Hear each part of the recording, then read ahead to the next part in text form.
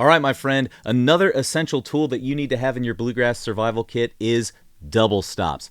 Double stops are one of my most used left-hand techniques on the guitar to frame a melody, and I think you can really get a lot of mileage out of these things. They're not a lot of work, and they can really level up the sound of your solo. So let's go ahead and dive in. The first set of double stops that I like to think about is for the key of G in open position. These could be played all across the range of the guitar, but just for the survival kit, I'm going to give you the double stop starting on the open G string. In my opinion, I find myself using these double stops 90% of the time. So check this out. There are two ways I like to think about double stops: relating to the chord and relating to the scale. If we start with relating to the scale, all we have to do is grab that G note and then put a third on top of it. So meaning we go up the scale G, A, B, and then stack a B on top of our G. And we do that for every note. So A, B, C, A and C, B, C, D. You get the idea. I like to learn these up and down, essentially the G and the B strings. Check this out.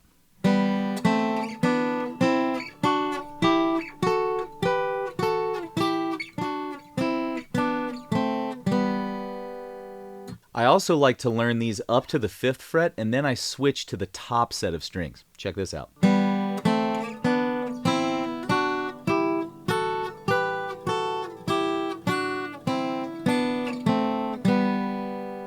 Once you get comfy with that one, I like to add a few more notes on top that take me all the way up into the 15th fret register.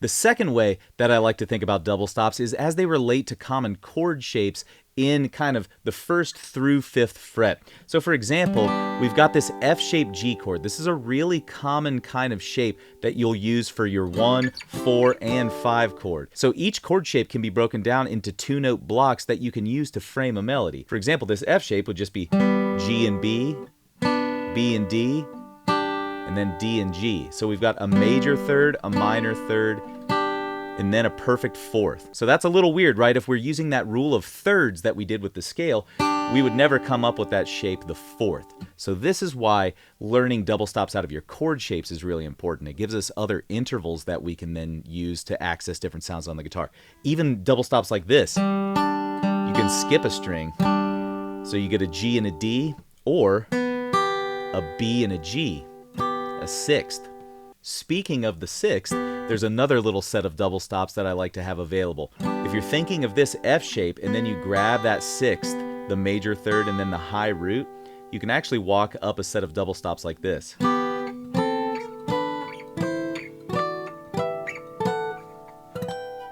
So that's another way to frame up the G major scale. It's exactly the same as that first double stop scale exercise we did, but now we did it in 6ths. Now, I really mostly use this one as it relates to that chord shape, though, so check this out. You've probably heard similar phrases to that. So what I'm doing is taking those first 3 double stops, but then adding a chromatic half step between the second 2 of them. Check it out again. And you can do that on every chord if you find that relationship. It exists for your C chord here, D chord, G. Now you can tell I'm using hybrid picking in my right hand here, but these come in really handy as flat picking tools. I typically separate them in that instance. I don't play them as a single double stop, but it's a really good tool to use with double stops. All right, my friend, I'm going to play Will the Circle Be Unbroken, just so you can see how I would use double stops to frame a simple bluegrass melody.